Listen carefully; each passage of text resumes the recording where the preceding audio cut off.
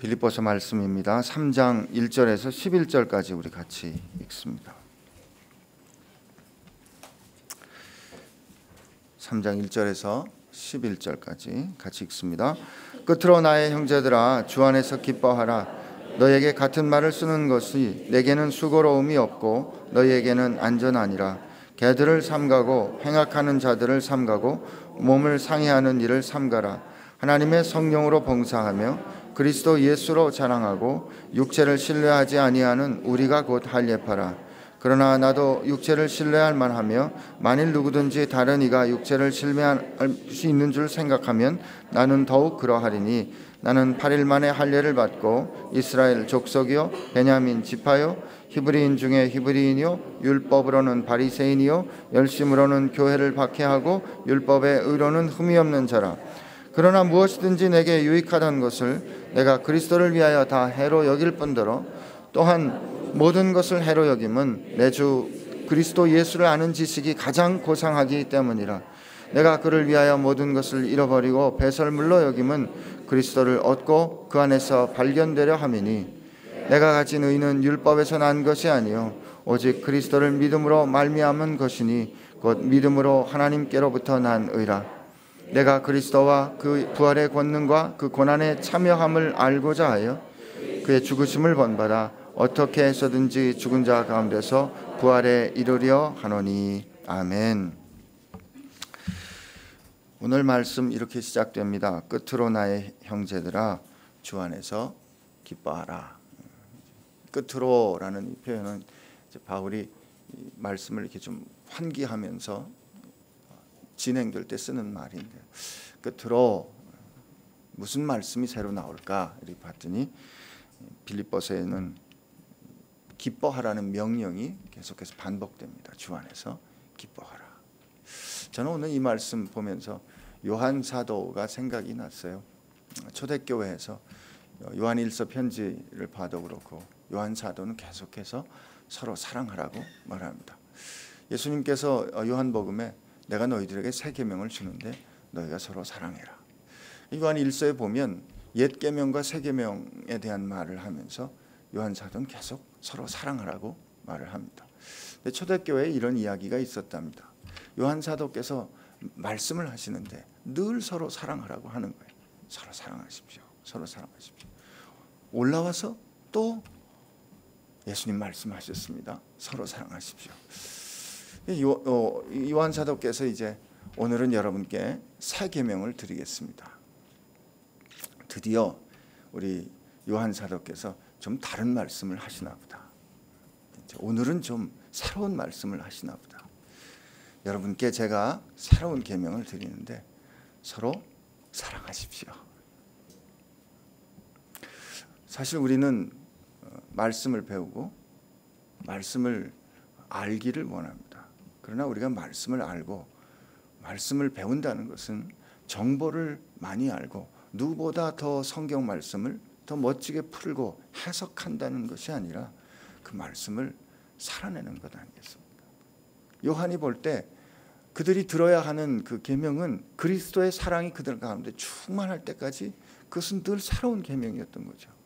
오늘 바울이 그들에게 말합니다. 기뻐하십시오. 주 안에서 기뻐하십시오. 이것은 늘 새롭게 들어야 하는 그러므로 명령입니다. 예수님이 우리가 그리스도인들에게 주신 그 직접적인 명령이 몇 가지 안 됩니다. 사실 예수님께서 팔복의 말씀에도 이 마지막 말씀을 하십니다. 기뻐하라 하십니다. 즐거워하라 하십니다. 언제 기뻐하라고요?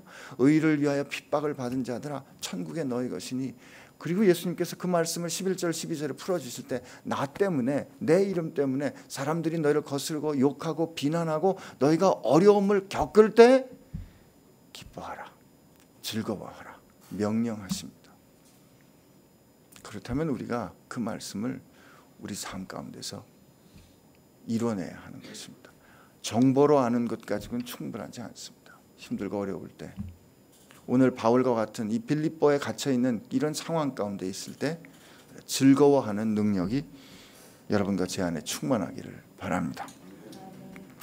그리고 이제 바울이 너에게 같은 말을 쓰는 것은 내게는 수고로움이 없고 너에게 안전하다. 내가 이 말 다시 한번 이 말을 하는데 내가 다시 여러분에게 말하는 거 내가 이 귀찮은 일 아닙니다. 왜냐하면 여러분들이 이게 안전하기 때문입니다. 그리고 이제 쭉 이어지는 6절까지 6절 7절까지 이어지는 말씀을 보면 앞에 있는 말씀은 아닙니다. 앞에 1장 2장에 있었던 말씀이 아니기 때문에 아마 사도 바울이 늘 빌립보 교인들에게 했던 이게 중요하다 이랬던 말을 다시 한번 상기하면서 그들에게 이 말씀을 하는 것 같아요. 그리고 이제 여러분들에게 다시 한번 내가 이 중요한 얘기합니다 라고 말씀하면서 대바람에 아주 격한 말을 합니다. 2절을 한번 읽습니다. 시작. 개들을 삼가고 행악하는 자들을 삼가고 몸을 상하는 일을 삼가라. 이제 삼가라는데 이때 개들을 삼가라. 유대 사람들은 개는 우리보다 더 지금은 우리 개를 뭐 반려견, 반려동물 그러면서 친구처럼 아니 개를 향해서 개한테 자기를 지칭할 때 엄마야, 아빠야 이렇게 뭐 형이야 이렇게 말을 하지 않습니까? 요즘 굉장히 존귀히 여기는데 성경에 이스라엘 사람들을 개를 아주 더러운 짐승으로 여겼습니다. 내가 이방인들을 개라고 불렀어요. 내가 개 같은 성경 말씀 보면 당신은 나를 죽은 개처럼 여깁니까? 예언서에 보면 개들은 그 토한 것을 다시 먹는다. 이방인들을 지칭할 때 개라고 지칭했습니다. 그러니까 지금 이게 굉장히 격한 말이에요. 우리도 개는 보통 어법에서 이렇게 좋은 말은 아닙니다. 욕이죠, 그죠? 개의 자녀들을 우리는 보통 욕으로 사용하지. 이게 개들을 삼가라는 말은 제가 여기서 참 할 수가 없어요. 개 자녀들을 조심하라 이런 뜻이에요. 이게 전 바울이 복음을 혼잡케 하는 일에 대해서 이런 단호한 태도가 있었습니다. 갈라디아서에서 여러분들에게 내가 전한 이 복음 외에 다른 복음을 전하는 사람이 있다면 그가 혹 천사라도 저주를 받을지어다. 육체를 신뢰할 만하다 해서 그리스도를 본받는데 그리스도인이 되는데 할례를 받아야 하는 사람들, 나는 그들이 자기 육체를 잘랐으면 좋겠다. 이게 우리 갈라디아에서는 그렇게 번역되어 있지만 사실 그게 거세했으면 좋겠다는 게, 그런 자들은 그냥 씨를 말렸으면 좋겠다는 표현. 복음에 관해서 복음을 혼잡하게 하는 일에 대해서 바울은 추호도 물러섬이 없습니다. 오늘 우리 교회 가운데 저와 여러분 가운데 이런 단호함이 회복돼야 됩니다. 제 인생에 몇 번의 매듭을 짓는 사건이 있었는데 여러분께 여러 번 간증했지만 그게 제 인생에 그렇게 중요하기 때문에 제가 매듭 졌던 사건 중에 하나 어머님께 배웠던 것이 있습니다. 여러분께 이미 말씀드렸기 때문에 길게 드리진 않겠습니다만 제가 술 먹고 집에 들어간 날 어머님이 그 다음날 제 바지를 다려주시면서 하셨던 말씀이, 제 마음 가운데 어머님은 복음을 그리스도인으로 사는 것은 어떤 것으로 생각하는가를 늘 기억하게 하십니다. 이렇게 말했습니다. 아들아, 네가 의사가 되기 위해서 혹 의대를 졸업하기 위해서 술을 마셔야 한다면 나는 너 의사가 아니어도 좋다. 술 마시는 게 뭐 그렇게 대수겠습니까? 그러나 어머님은 제가 하나님 앞에 나시린처럼 드려지기를 바랬고 그 일이 흐트러지는 것에는 그렇게 바랬던 의사 되는 것도 안 돼도 좋다는 거예요. 그게 저를 향해서 뭐 매를 들거나 무슨 1시간 동안 훈계를 한 것도 아니고 제가 학교 가라고, 학교 갈 때 이 깨끗하게 가라고 제 바지를 다려 주시면서 눈물을 뚝뚝 떨어뜨리시면서 하셨던 말씀이었어요. 근데 그때 그 말씀이 그 어떤 가르침보다 제겐 무거운 가르침이었습니다. 복음은 그런 거구나. 예수 믿는 건 그런 거구나. 이게 개들을 삼가라 하는 그 바울의 표현에는 복음을 혼잡하게 하고 예수 그리스도께로부터 받은 그 의가 아닌 다른 의를 더하려는 사람이 있다면 그것은 내가 목숨을 주어도 바꿀 수 없다는 거죠. 그런데 우리가 요즘 교회 안에 어떻습니까? 이것도 좋고 저것도 좋고, 그것이 문화적이라는 혹은 톨러런스라는 포용성이라는 그런 이름으로 이것도 좋고 저것도 좋고 예수님도 좋고 세상도 좋고 하는 태도가 교회 안에 있는 게 참 이것이 우리가 안타까운 일이 아닌가 생각합니다. 3절 말씀을 보니까 하나님의 성령으로 봉사하며 그리스도 예수로 자랑하고 육체를 신뢰하지 않은 우리가 곧 할례파다. 여러분, 우리가 이런 할례파 되기를 축복합니다. 그런데 말이에요, 오늘 우리는 어떻게 봉사하려고 합니까? 내 능력으로 봉사하고 내 이름으로 자랑하고 내 육체를 신뢰하는, 이게 그리스도인이라고 말하려는 그런 태도들이 우리 가운데 있단 말이죠. 내가 녹아지지 않고, 여기 보면 하나님의 성령으로 봉사하고 그리스도 예수로 자랑하고 육체를 신뢰하지 않는 우리는, 이게 삼위 하나님의 은혜로 사는 우리는, 이런 뜻 아니겠어요? 여러분, 이런 인생이, 이렇게 살고 이렇게 섬기고 이렇게 자랑하는 인생이 얼마나 멋지고 얼마나 고상한 인생입니까?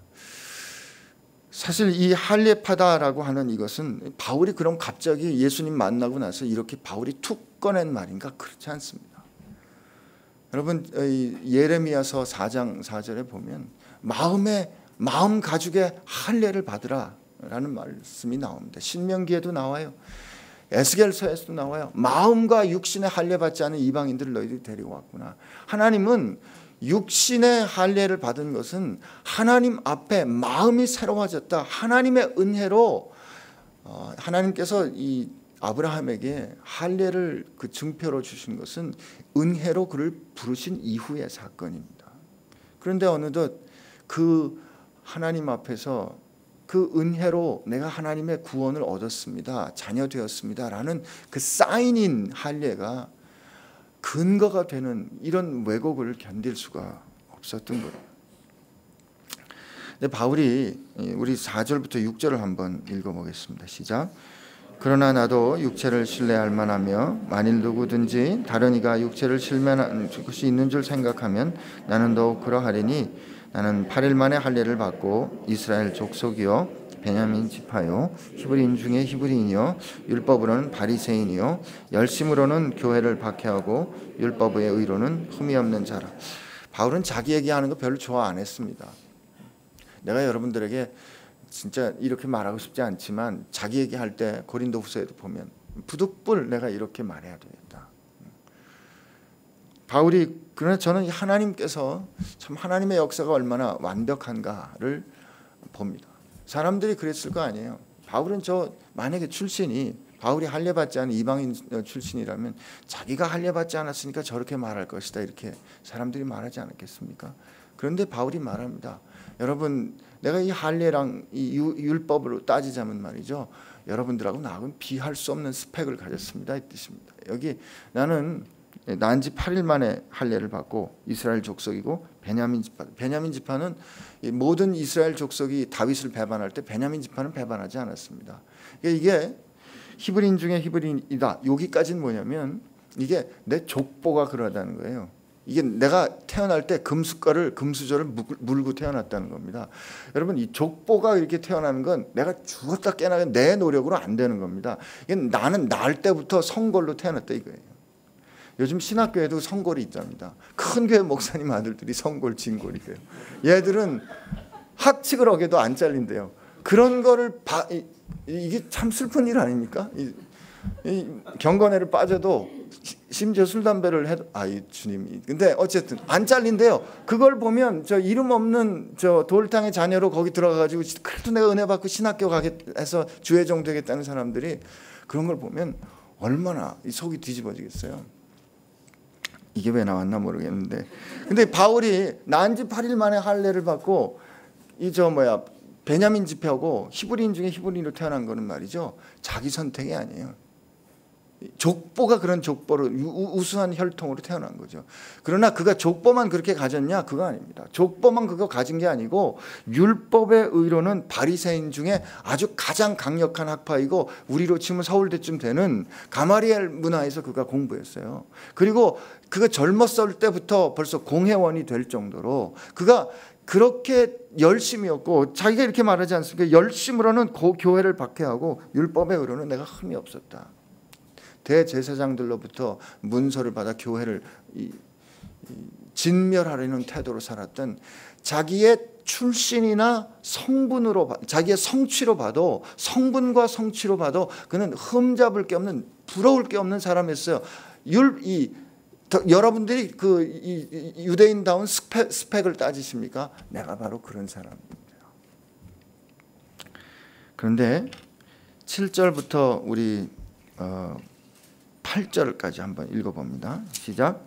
그러나 무엇이든지 내게 유익하던 것을 내가 그리스도를 위하여 다 해로 여길 뿐더러 또 모든 것을 해로 여김은 내 주 그리스도 예수를 아는 지식이 가장 고상하기 때문이라. 내가 그를 위하여 모든 것을 잃어버리고 배설물로 여김은 그리스도를 얻고. 이렇게 돼 있어요. 이 7절 8절 안에 반복되는 단어가 뭐가 있어요? 여긴다는 거죠. 여겼어요. 그죠? 그전에는 그가 이 유익하다, 그 다음에 손해 난데, 이게 대차 대조표입니다. 그 전에 내가 이익으로, 크레딧으로 여겼던 것을 이제는 내가 손해, 데빗으로 여긴다. 이게 대차 대조표 쓰는 굉장히 뭐라 그러죠? 이 시장에서 이렇게 우리 사업할 때 얼마나 손익을 잘 따집니까? 근데 그렇게 내 인생을 새롭게 여기고 내 인생을 새롭게 카운팅했다는 거예요. 우리 예수 믿으면 이 여기는 태도가 달라져야 돼요. 가치가 달라져야 됩니다. 우리가 예수를 믿었다 하는데 세상을 바라보고 세상을 살 때 이 셈법이 달라지지 않으면 이거 예수 믿는 거 아닙니다. 예수를 믿으면 셈법이 달라져요. 근데 여기 보면 이 여겼다는 표현이 왜 바울이 이렇게 반복해서 쓰는가? 저는 이 7절 8절의 여기에서 그 놀랍고 아름다운 찬양인 에베소 2장에 너희 가운데 너희 중에 너희는 이 마음을 품으라 곧 예수 그리스도의 마음이니, 그 다음에 이어지는 예수님의 모습이 이 안에서 발견돼요. 우리 한번 2장을 한번 가볼까요? 2장을 가보면 이렇게 돼 있어요. 2장 6절에 그는 근본 하나님의 본체시나 하나님과 동등됨을 취할 것으로 어떻게 하셨다고요? 여기지 않으신 거죠. 그는 우리를 사랑하셔서 우리 때문에 그가 가진 모든 가치, 그가 하나님과 동등된 그 놀라운 비할 수 없는 가치를 자기에게 합당한 것으로 여기지 않았다는 거예요. 주님께서 그것을 그렇게 여기지 않으신, 그렇게 여기지 않았다면 주님께서 그렇게 여기셨다는 뜻 아니에요? 주님께서 그렇게 보셨다면 나도 내가 그 전에 중요했던 것을 이제는 그렇게 여기지 않겠다는 거죠. 그리고 또 보세요.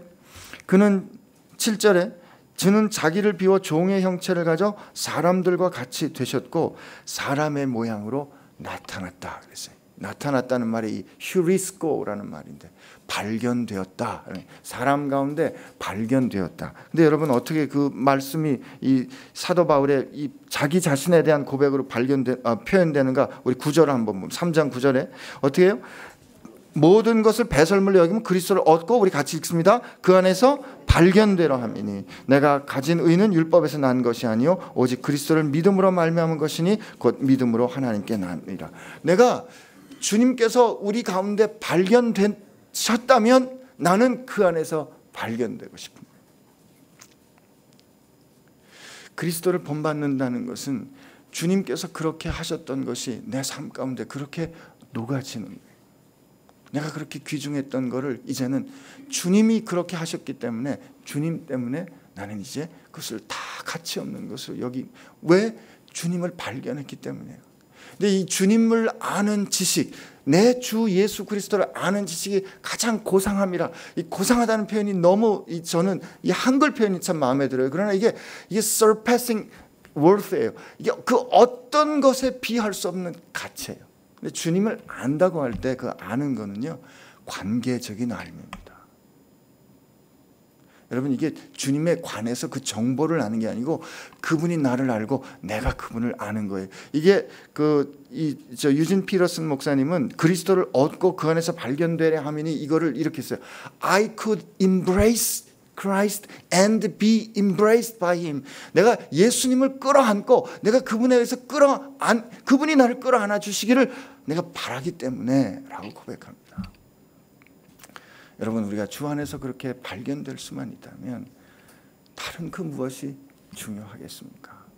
근데 9절 10절에 있는 내가 가진 의는, 내가 이렇게 주님과 회복된 이 관계는 율법을 지켜서 내가 한 성취 때문이 아니라 오직 그리스도를 믿는 믿음으로 말미암은 것이다 라고 하는데, 이 그리스도를 믿는 믿음이 사실 바울이 고백하는 아주 독특한 어법입니다. 이게 피스티스 크리스투라는 표현인데, 이게 faith 혹은 faithfulness, 믿음 혹은 신실함, 그리고 소유격이에요. 그리스도의 믿음 혹은 그리스도의 신실함이에요. 이제까지 이게 그리스도를 믿는다, 이걸 그래서 소유격인 목적, 그래서 그리스도를 믿는다라고 표현하지만, 이게 뒤에 사람을 표현하는 그 단어가 나올 때는 이게 대개는 주격입니다. 그게 무슨 뜻이냐면 예수 그리스도의 신실하심 때문에 내가 의롭게 된 거예요.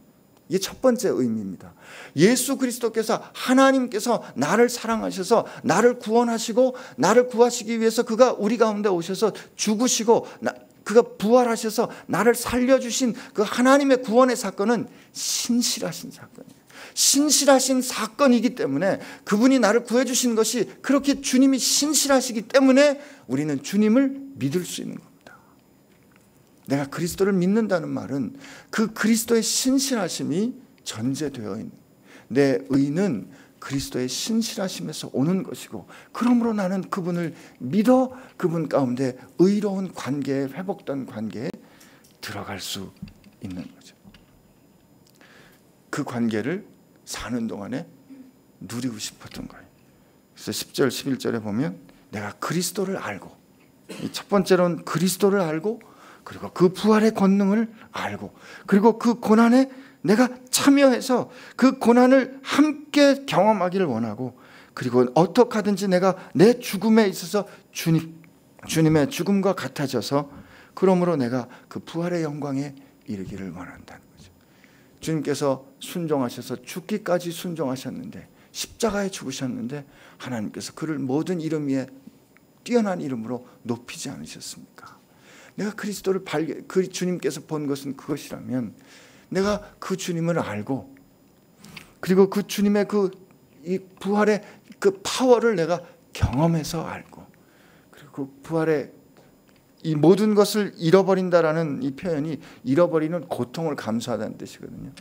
주님을 위해서 겪는 고난이라면 그 고난을 기쁨으로 겪어내고, 그리고 내가 주님의, 저는 이게 우리가 그리스도의 죽으심을 본받는다 했는데, 여러분, 이 세상 누구도 예수님과 같은 죽음을 죽을 수는 없습니다. 예수님과 같은 죽음을 죽을 자격이 없어요. 그러나 우리가 죽을 때 주님, 내가 주님 때문에, 주님 사랑해서 인생을 이렇게 살다가 이렇게 죽습니다. 주님, 내가 주님 안에서 살다가 이렇게 죽습니다. 이렇게 마지막에 우리가 고백할 수만 있다면 말이죠. 그래서 기쁨으로, 죽음이 두렵지 않고 기쁨으로 주님 바라보는 게 감사하다 고백할 수만 있다면 우리가 주님의 죽으심을 본받는 것 아니겠습니까? 우리가 누군가를 위해서 살고 누군가에게 그 기쁜 복음을 전하다가 죽을 수만 있다면 우리는 주님의 부활하심의 영광에 참여하는 사람들이 될 수 있을 줄로 믿습니다. 오늘 하루 살아가는 동안에 여러분, 우리 자신을 한번 돌이켜보기를 축복합니다. 우리가 무엇 때문에 삽니까? 무엇 때문에 기뻐하고, 무엇 때문에 즐거워하고, 또 무엇 때문에 고민했습니까? 오늘 우리를 위하여 그 귀한 하나님과 동등된 것을 취할 것으로 여기지 아니하시고, 우리 가운데 발견되신 예수님처럼 그 전에 내가 중요했던 것 이제 주님을 위해서 아무것도 중요한 것으로 여기지 않고 주님 안에서 발견되는 능력과 기쁨을 가진 여러분들 되시기를 바랍니다. 우리 같이 주님 앞에 기도하겠습니다. 오늘 이 시간 주님 앞에 기도할 때 오늘 사도 바울처럼 주님 앞에 고백하기를 원합니다. 주님 한 분이면 충분합니다. 그래서 어떻게든지 내가 주님을 알고 주님의 부활의 권능을 알고 주님의 고난에 동참하여 주님처럼 살다가 죽기를 소원합니다. 오늘 그 소망이 이루어지는 하루 되게 하여 주옵소서. 이렇게 주님 앞에 같이 기도하겠습니다. 주님 감사합니다. 오늘 우리를 은혜로 허락하여 주셔서 감사합니다. 주님, 우리가 이런 모양 저런 모양으로 살고 이 모양 저 모양으로 살다가 고민합니다. 그러나 우리가 살아가는 동안에 사는 인생 가운데 정말 주님을 사랑하고 주님의 복음을 정말 가장 소중한 것으로 여기고 주님을 가장 귀한 것으로, 내 주를 가장 귀한 분으로 사랑하고 존귀 여기는 그런 결정, 그런 단호함이 오늘 우리 가운데 있게 하여 주시옵소서. 예, 주님 감사합니다. 감사합니다. 주님 감사합니다.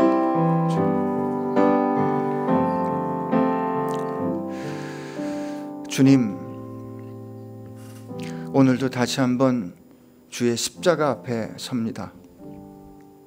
십자가를 바라볼 때 주님의 여기심을 다시 발견합니다.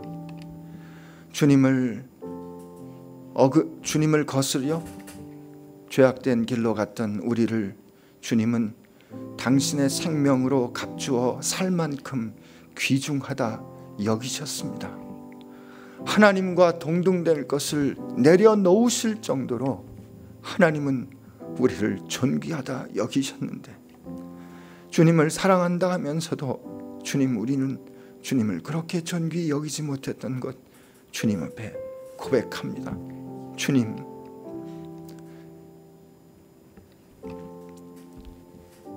이런 저희들 용서하여 주시고 오늘 이 시간 주님 앞에 다시 한번 고백하오니 내 주 예수를 아는 지식이 이 세상의 그 어떤 것보다 더 귀하고 소중한 것으로 여기며 살게 하여 주옵소서. 그래서 주님 때문에 살고 주님 때문에 죽는 고상함이 우리 사랑하는 지체들 가운데 충만하게 하여 주옵소서. 이제는 나를 위하여 생명을 주신 우리 주 예수 그리스도의 은혜와 오늘 우리 가운데 새롭게 말씀하여 주시어서 우리로 참으로 소중한 것이 무엇인지 깨닫게 해주신 우리 하나님 아버지의 사랑하심과 오늘 우리로 그리스도의 품에 안겨 그 안에서 발견되게 은혜를 베풀어 주시고 이끌어 주시는 성령님의 역사하심이 이제 이 세상에서 그 무엇과도 바꿀 수 없는 소중한 법의 예수님을 소유한 사람으로 새롭게 살기로 결심하는 사랑하는 지체들 가운데 함께 하시기를 주의 이름으로 축원하옵나이다. 아멘.